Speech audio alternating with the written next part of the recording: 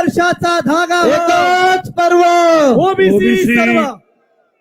एल्गार सभेचे अध्यक्ष दशरथजी पाटील, प्रकाश शेंडगे, टी.पी. मुंडे, राजारामजी साळवी, जगन्नाथराव पाटील साहेब, सुरेश टावरे साहेब, रुपेश म्हात्रे, विश्वनाथराव पाटील, महेश चौगुले, राजारामजी पाटील, दौलत शितोळे, प्रकाश पाटील, दयानंद चोरगे, भरत निचिते, शितोळे, अनेक जे आहेत आमचे सन्माननीय नेते इथे बसलेले आहेत. माझ्या सर्व बांधवांनो, भगिनी आणि मातांनो,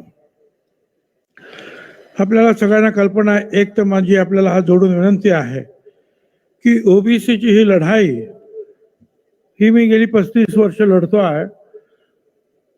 मी काही स्वतः आरक्षण घेतलेलं नाही, मुलांनी माझ्या आरक्षण घेतलेलं नाही, यापुढे सुद्धा मला काही आरक्षणाची गरज लागेल माझ्या कुटुंबियांना अजिबात नाही.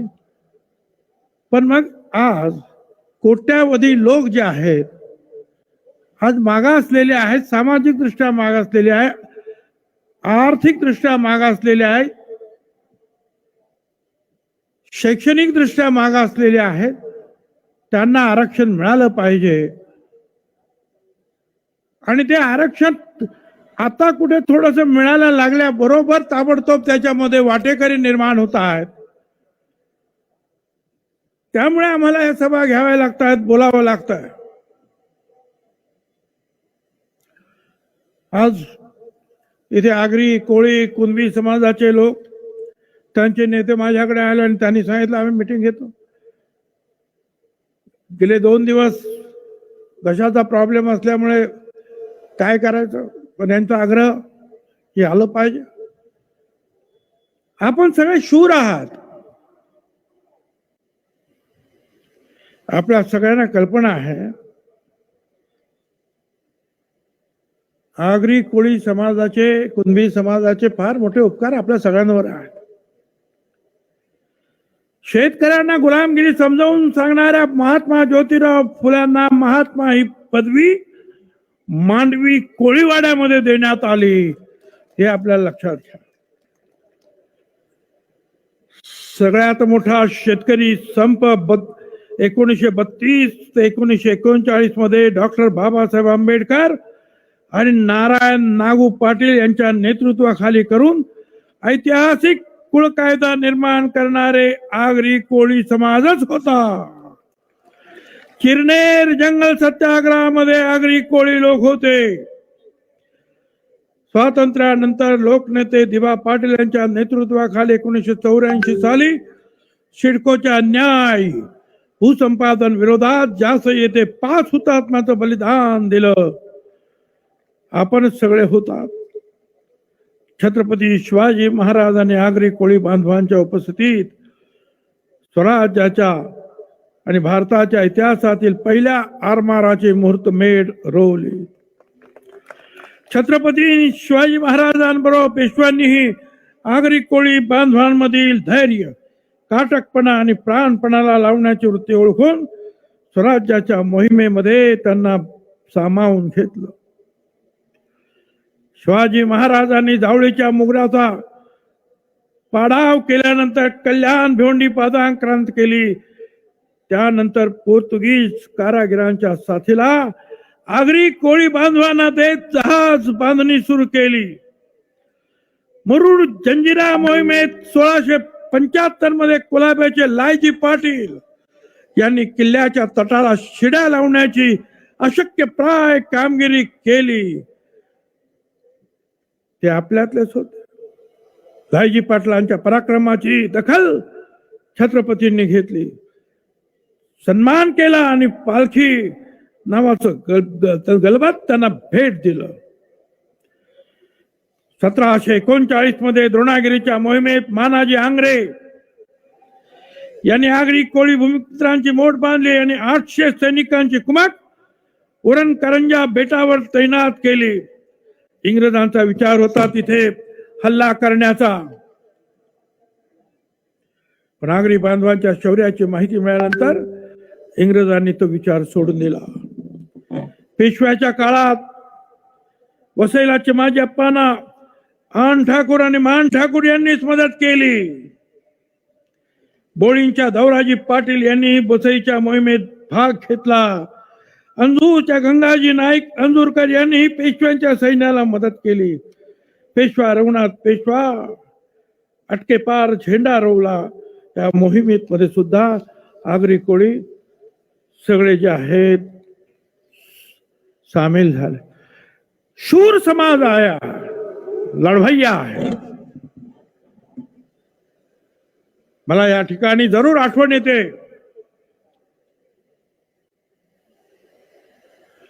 ही जी लढाई सुरू झाली, ऍडव्होकेट जनार्दन पाटील साहेब यांचं फार मोठं योगदान जे आहे मंडल आयोगाच्या या लढाईमध्ये होतं. त्यांची मला आज विशेष आठवण येते. आपण सगळ्यांनी लक्षात ठेवलं पाहिजे, मराठा समाजाला आमचा विरोध नाही. मराठा समाजाला आरक्षण द्या, वेगळं आरक्षण द्या. 2 वेळा कायदे केले, छगन भुजबळने हात वरती करून पाठिंबा दिला, वेगळं आरक्षण द्या. आमचा विरोध झुंडशाहीला आहे, दादागिरीला आहे, जाळपोळ करणाऱ्यांना आहे. या राज्यामध्ये अशांततेचं वातावरण निर्माण करणाऱ्याच्या विरुद्ध आम्ही आहोत. आमदाराची घरं जाळण्यात आली, त्यांना आमचा विरोध आहे. एक लक्षात घ्या, आरक्षण म्हणजे गरिबी हटवण्याचा कार्यक्रम नाही. आमच्या दलित समाजाला 75 वर्ष आरक्षण मिळालेलं आहे. SP झाले, कलेक्टर झाले, डॉक्टर, इंजिनियर झाले, पण आजही झोपडपट्ट्यांमध्ये आज आमचा दलित समाज राहतो आहे. हा गरिबी हटवण्याचा कार्यक्रम नाही, मागास असलेल्या समाजांना प्रतिनिधित्व देण्याचा हा कार्यक्रम आहे. म्हणून आपल्याला मला विनंती करायची आहे, फार मोठ्या अडचणीमध्ये आता आपण सापडायला लागलो. एकीकडे ते बाळासाहेब सराटे मुंबईच्या हायकोर्टामध्ये केस लावून बसले. त्यांचं म्हणणं असं आहे की हे सगळे जे ओबीसी त्यांना आरक्षण दिलं ते गैरकानूनी आहे, बेकायदेशीर आहे, म्हणून त्यांना ओबीसीच्या बाहेर काढा. आणि दुसरीकडे इकडे आरक्षण आम्हाला मराठा समाजाला ओबीसी मध्येच पाहिजे आहे, म्हणून अट्टाहास चालला. म्हणजे आम्हाला सगळ्यांना बाहेर काढायचं आहे. हायकोर्टाच्या माध्यमातून बाळासाहेब सराटेची केस, आणि इकडे मात्र जे आहे त्यांना सगळ्यांना आरक्षण पाहिजे. काय धंदा आहे, काय चाललाय? आपण सगळ्यांनी शांत राहणार का? काय करायचं? अहो 374 जाती आहे, अलुतेदार बलुतेदार लहान लहान समाज याच्यामध्ये आहे. त्या सगळ्यांचं तुम्ही काढून घेणार आणि तुम्ही कुणबी या नावाखाली, जे अगोदरचे कुणबी आम्हाला मान्य आहे, पण आता कुणबी म्हणून सर्रास न्यायमूर्ती शिंदे सगळीकडे फिरतायत आणि धनाधन धनाधन धनाधन खोटे जे आहेत दाखले दिले जात आहेत. मराठा समाजाला द्या ना तुम्ही, मराठा समाज सुद्धा गरीब आहे. पण एक लक्षात ठेवा, ओबीसी विद्यार्थ्यांना अर्धी फी आहे, मराठा समाजाला सुद्धा विद्यार्थ्यांना अर्धी फी आहे. सारथी मार्फत 46,000 विद्यार्थ्यांना 172 कोटी रुपये वितरित करण्यात आले. अण्णासाहेब पाटील आर्थिक विकास महामंडळाने 70,000 लाभार्थ्यांना 5,160 कोटी रुपये मंजूर केले. ईडब्ल्यूएसचे आरक्षण जे दिलं मोदी साहेबांनी, त्या 10% सुद्धा 85% जे आहेत मराठा समाजाचे लोक आहेत. लोकसेवा आयोगाने आता 650 नियुक्त्या दिल्या, त्याच्यामध्ये 85-90% मराठा समाजाचे. छत्रपती शाहू महाराज शिक्षण शुल्क, शिष्यवृत्ती, पंजाबराव देशमुख वसतिगृह निर्वाह भत्ता 10,554 कोटी रुपये देण्यात आलेले आहेत.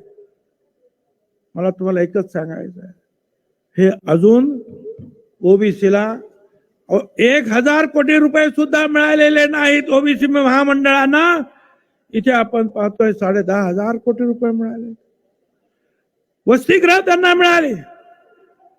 1 रुपया भावाने त्यांना जागा दिल्या जात आहेत. 1850 कोटी रुपये मंजूर झालेले आहेत.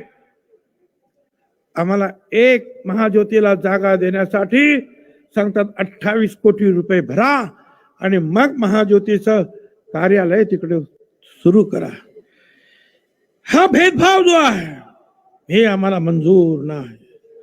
धनगर समाजाला सुद्धा 1000 कोटीच्या योजना तुम्ही सांगितल्या, अजून मिळाल्या नाही. द्या तुम्ही त्यांना. अण्णासाहेब पाटील महामंडळा 1000 कोटी आहेत. ओबीसी महामंडळाचं भाग भांडवल 150 कोटी आहे.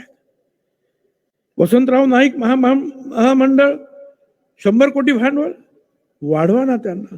तुम्ही त्यांना द्या, आम्हाला सुद्धा द्या, एवढंच आमचं म्हणणं आहे. आणि आज माझ्याकडे जो रिपोर्ट आहे हा गायकवाड रिपोर्ट, तो सुप्रीम कोर्टामध्ये चॅलेंज केला गेला. त्याच्यामध्ये सुद्धा हेच सांगण्यात आलं की लोकसेवा आयोगामध्ये ज्या नोकऱ्या मिळाल्या त्याच्यामध्ये ए ग्रेड मध्ये 33% मराठा आहेत, बी ग्रेड मध्ये 29% आहे, सी ग्रेड मध्ये 38% आहे, डी ग्रेड मध्ये 36% केवळ मराठा समाजाला आहे. पुढचं टेबल त्यांचं असं आहे की जे आय कलेक्टर आहेत, IPS आहेत, 16% मराठा IAS आहेत, 28% IPS मराठा आहेत, 18% IAS मराठा आहेत. मंत्रालयामध्ये सुद्धा 54% मराठा समाजाचे आहेत. आम्हाला 27% आरक्षण आहे. पण आतापर्यंत सरकारी नोकऱ्यांमध्ये फक्त 9.5% आरक्षण आम्हाला मिळालेलं आहे.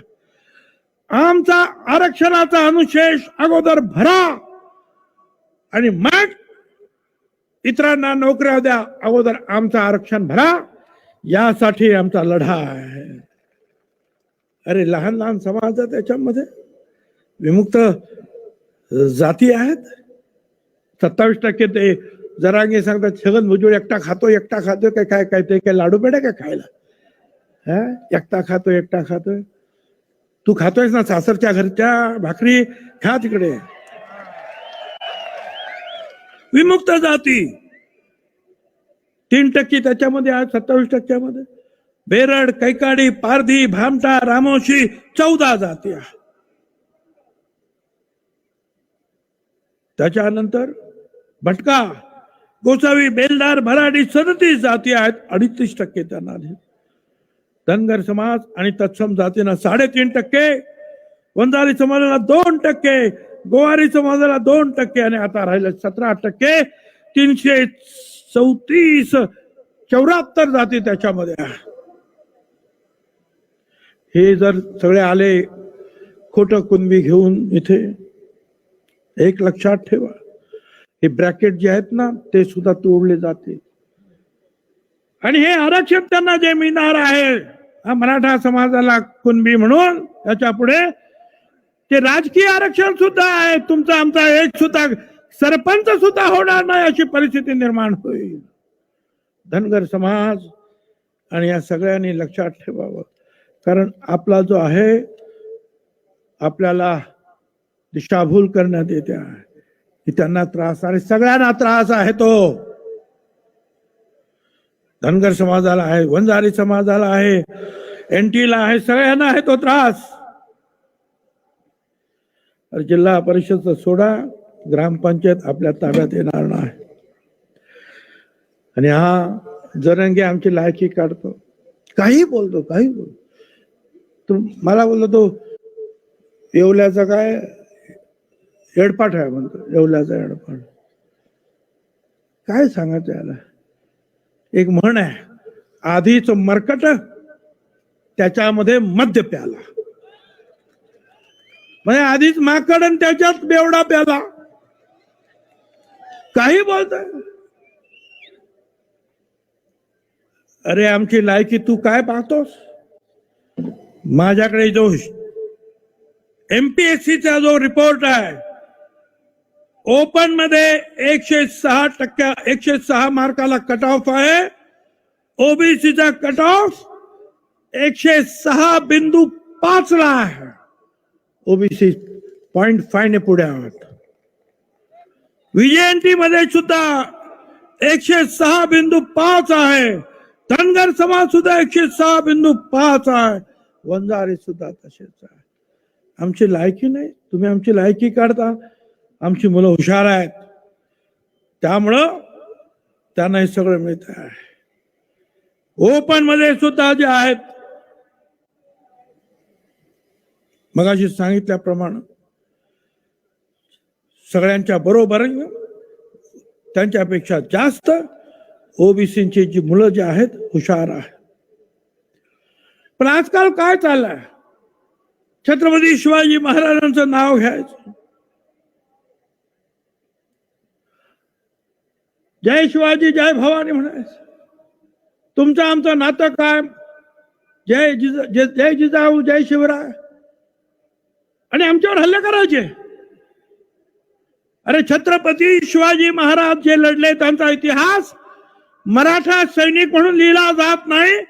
छत्रपतींचा इतिहास मावळे घेऊन ते लढले असा लिहिला जातो, लक्षात ठेवा. आणि ते मावळे आम्ही लोक आहोत. मावळ्यांचं सैन्य लढलं असं छत्रपती शिवरायाच्या सैन्याचं वर्णन केलं जात आहे. त्याच्यामध्ये सगळे होते ना, मराठा होते, तसे रामोशी होते, आगरी होते, कोळी होते, सोनकोळी, मुस्लिम, बेरड, महार, मांग, माळी. स्वराज्याचा हेरगिरी प्रमुख बहिर्जी नाईक, रामोशी समाज. आरमाराजे पहिले प्रमुख कान्होजी आंग्रे. मुघलांच्या ताब्यात रायगड असताना चाल करून जाणारा सर्जेराव मांग, मातंग समाज. व्यवसायाने न्हावी असलेला शिवा काशीद. जंजिऱ्याच्या लढाईमध्ये महाराजांना साथ देणारा लालजी पाटील कोळी. मुस्लिम तर कितीतरी होते, सिद्दी अंबर वहाब, नूरखान बेग, सिद्दी इब्राहिम, सिद्दी लाल, मदारी मेहतर, काजी हैदर, दाऊद खान, इब्राहिम खान. आणि ज्यांनी शिवाजी महाराजांचं पहिलं चित्र लिहिलं तो चित्रकार मीर मोहम्मद. मुसलमानांनी सुद्धा छत्रपतींना साथ दिली. आमचं म्हणणं एवढंच आहे, मगाशी सांगितलं, जे सारथीला दिलं ते महाज्योतीला द्या. ओबीसीचा रिक्त पदाचा अनुशेष भरा. आणि ते जे म्हणतात ना की आम्ही 6 कोटी आहोत, कुठून आणले रे 6 कोटी? अरे 54% तर ओबीसी आहेत. बिहार मध्ये 63% निघाले, 54% आम्ही आहोत. 20% दलित आणि आदिवासी, 74% तेच झाले. 3% तर ब्राह्मण समजा, 74 आणि 3 77% तर हेच झाले. त्याच्यानंतर आणखीन जैन आहेत, अमुक आहेत, तमुक आहेत. कुठून आणणार तुमचे 6 कोटी? अरे केवळ 54% म्हटलं तर 7.5 कोटी लोक जे आहेत ते ओबीसी आहेत. दलित आदिवासी 20%, म्हणजे जवळजवळ 2-2.5 कोटी ते आहेत. आणि मग आणखीन मग इतर आहेत. पण काही आपलं बोलायचं, काही सांगायचं, काय चाललं हे समजत नाही.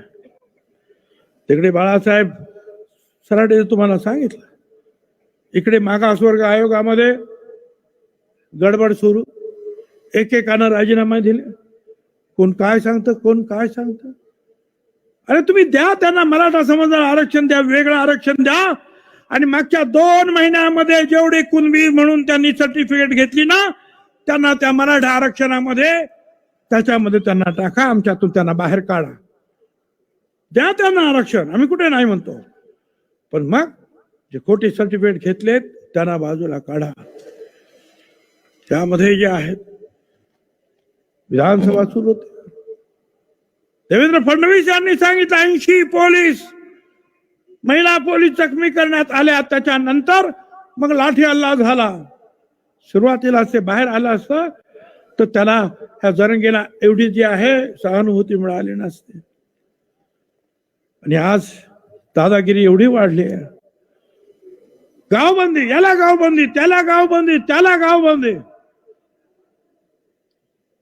संविधानाचं कलम 19 सांगताय की कुणालाही तुम्हाला गावबंदी करता येणार नाही.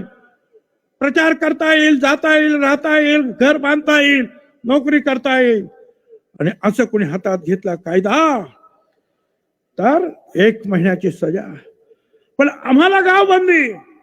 आणि काही लोकांना तर घनसावंगीमध्ये बोर्ड लागले, सगळ्यांना गावबंदी.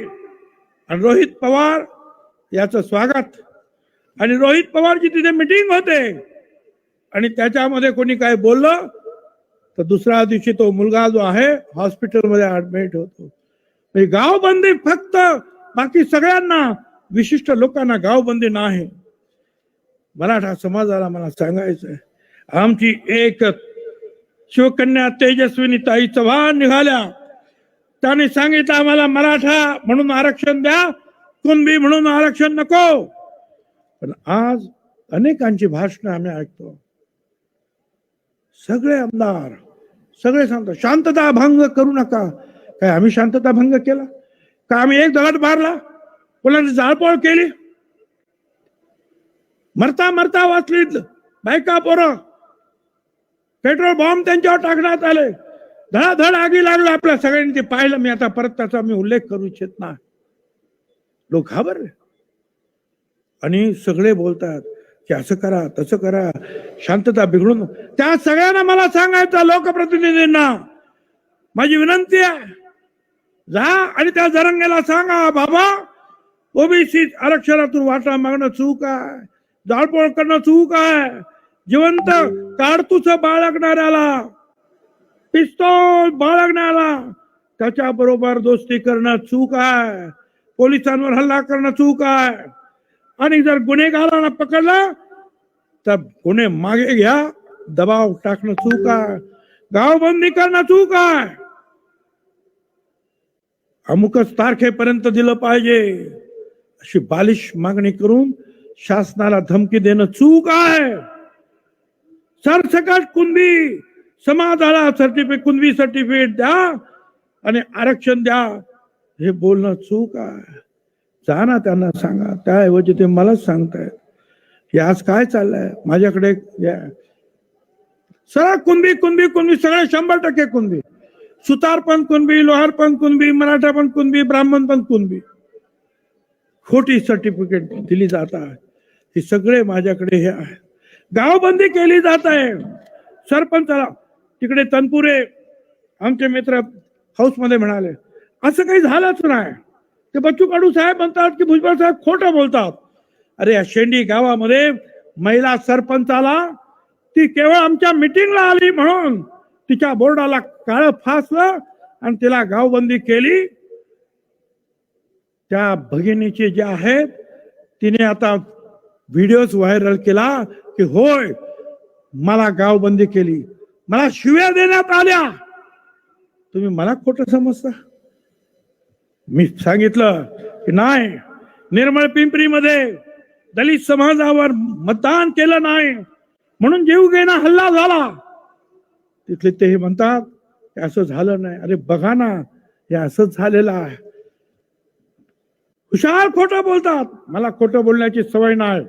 वर्तमानपत्र खोटं बोलू शकत नाहीत, टीव्हीवर बातम्या आल्या खोटं बोलू शकत नाहीत, स्वतः ते लोक बोलतात खोटं बोलणं शक्य नाही. रोज आम्हाला शिव्या घालतात. रोज शिव्यांचं जे आहे प्रचंड मोठं जे आहे बाडगच आमच्याकडे रोज शिवाय. दादागिरी, एवढी दादागिरी की त्या जरंग्याची मीटिंग आहे जालनामध्ये म्हणून जालना परिषदेने, जिल्हा परिषदेने सुट्टीच जाहीर करून टाकली सगळ्यांना. अरे वा, पंतप्रधानांची मीटिंग असली तरी सुट्टी नाही आणि त्याची मीटिंग असली तर सुट्टी. काय चाललेलं आहे हे? असं जर चाललं तर मला असं वाटतं की ही लोकशाही नाही, ही फक्त दादागिरी आहे. आणि का कशासाठी? गुन्हेगारांना पकडला तर हा सांगतोय सोडा त्यांना, आमची लेकरं बाळ आहे. वा रे वा, लेकरं बाळ पिस्तूल घेऊन फिरून राहिले, लेकरं बाळ गोळ्या झाडून राहिले. काय लेकरं बाळ चाललंय? आम्ही हे करू ते करू. झुंडशाहीच्या विरुद्ध आम्ही आहोत, ते यासाठी आहोत. पुन्हा मला सांगायचं आहे, जात गणना करा, दूध का दूध पाणी का पाणी हो जाएगा, कळेल कोण किती आहे. तो आम्ही कमी आहे तर कमी घेऊ, पण जेव्हा आमची संख्या जास्त असेल तर आम्हाला त्या प्रमाणामध्ये आरक्षण आणि सर्व सुविधा मिळाल्या पाहिजेत, फंड्स मिळाले पाहिजेत. आता त्यांनी सांगितलं आरक्षण दिलं नाही तर आम्ही पुढची दिशा ठरवू, दादागिरी सुरू. आरक्षण मिळू द्या, भुजबळाचा कार्यक्रमच करतो. तरंगे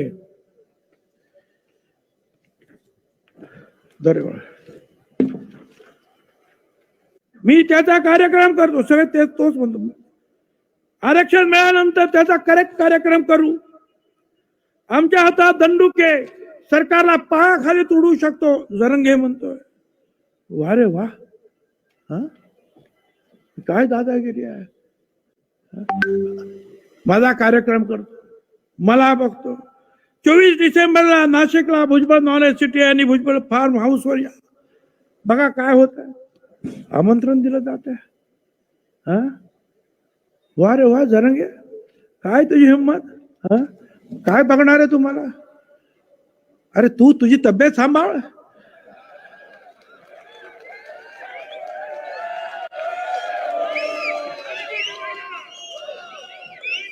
बेवडा पिऊन पिऊन तुझ्या किडण्या किडल्या, त्या सांभाळ. मला धमकी, आणखीन काय? गोळ्या मारणार, अमुक करणार, फायरिंग करणार. वाह, काय रे, काय दादागिरी तुझी? ओपन दादागिरी करतोय. हे अजिबात सहन केलं जाणार नाही. मला तुम्हाला सांगायचं आहे, हिम्मत रखो जीतने की, क्योंकि किस्मत बदले न बदले मगर वक्त जरूर बदलता है, ध्यान रखो. तुम्ही आम्हाला धमकी देतायत, मारण्याची धमकी देतायत, तरी सुद्धा त्यांच्यावर कारवाई नाही. आम्ही बोलल्यानंतर भुजबळ तुम्ही अशांतता निर्माण करता आहात. सरकारला मला सांगायचं आहे, अरे किती आपण झुकणार आहोत त्याच्या पाठीवर. जरंगे. महात्मा गांधींच्या पुढे जसं पूर्वी जायचे व्हाईसरॉय भेटायला, त्यांनी उपोषण केल्यानंतर, त्याप्रमाणे आमचे लोक जात आहेत, त्याच्या पाया पडतात, त्याला विनंती करतात, डोक्यावर चढवतात. काय नाटक आहे? ही लोकशाही आहे का लोकशाहीची थट्टा आहे ही? सरकारला कोणी धमकी देतो, आम्हाला धमकी देतोय, पोलिसांना मारहाण करतो आणि आम्ही त्यांना सलाम करायला तिथे जातो आहोत. मग यासाठी काय करावं? तुम्हाला आपल्याला सगळ्यांना ही ताकद गोळा करावी लागेल. आपले पक्ष बाजूला ठेवा, आपले कुठले समाज आहे बाजूला ठेवा, सर्व ओबीसी आहेत म्हणून एकत्रित या. याने कार्यक्रम केला म्हणून लांब राहायचं, त्याने कार्यक्रम केला म्हणून लांब राहायचं, हे सोडून द्या. ओबीसी सर्व एक आहेत हे दाखवून द्या. आज सगळे लोक त्याला सलाम करायला जातात, पण लक्षात ठेवा, मी तुम्हाला एकच सांगतो, खुदी को कर इतना बुलंद, स्वतःला एवढं मोठं करूया आपण सगळ्यांनी. खुदी को कर इतना बुलंद कि हर तकदीर के पहले खुदा बंदे से पूछे बता तेरी रजा क्या है. तुम्ही स्वतःला, आपण ओबीसीने एवढं मोठं आपण एकमेकाला केलं पाहिजे, ताकद दाखवली पाहिजे की सगळ्यांनी विचारलं पाहिजे काय पाहिजे तुम्हाला, काय पाहिजे. आणि एक लक्षात ठेवा, निवडणुका येत आहेत, पण जे जे ओबीसीच्या विरुद्ध बोलतात त्यांना सगळ्यांना ध्यानात ठेवा. माझा कार्यक्रम कोण करेल की नाही हा भाग वेगळा, मी तर घाबरत नाही, मैं अजिबात घबरत नहीं. जाको राखे साहिया मारे सके नहीं कोई, बाल न बाका करी सके जो जग भाई रोई. मैं डरता नहीं, मैं नहीं डरता. पण एक लक्षात ठेवा, जे जे ओबीसीच्या विरुद्ध बोलतात त्यांचा मात्र कार्यक्रम पुढच्या निवडणुकीमध्ये केल्याशिवाय राहू नका, एवढं मग नक्की सांगा. मी अधिक न बोलता, आपण सगळ्यांनी जी मेहनत घेतली दशरथ पाटलांपासून सगळ्यांनी, त्या सगळ्यांचे मी आभार मानतो. आणि यापुढे सुद्धा या मीटिंग आपण चालू ठेवल्या पाहिजे. माझी वाट पाहू नका, ज्याला जमेल तिथे 1000, 500, 2000 ठिकठिकाणी जे आहेत साखळी उपोषण सुरू करा, ठिकठिकाणी लहान लहान मोर्चे करा, कॅन्डल मोर्चे करा, गावागावातून प्रचार प्रसार करा, जनजागरण करा, ओबीसीला जागा करा आणि लढायला तयार करा. धन्यवाद. जय हिंद, जय महाराष्ट्र.